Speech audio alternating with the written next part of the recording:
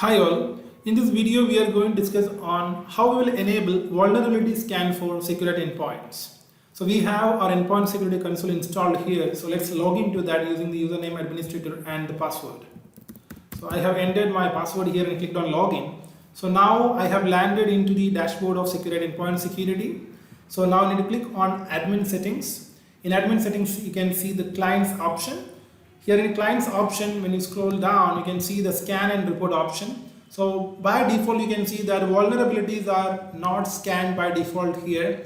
So if you want the vulnerabilities to be scanned on installation of endpoint security, so let's turn on this feature and apply the settings. So once you apply the settings, when you install the endpoint security next time, at the moment of installation itself, the vulnerabilities of the machine will be scanned and reported to you. So this is how we can look into the vulnerabilities, and you can apply the respective updates or fixes, and you can make the system more protected. And at the same time, you can also make use of our patch management system, which will automatically help you to manage the updates and patches from a centralized patch management server. So we have already created another video on the same topic. You can search that within our channel.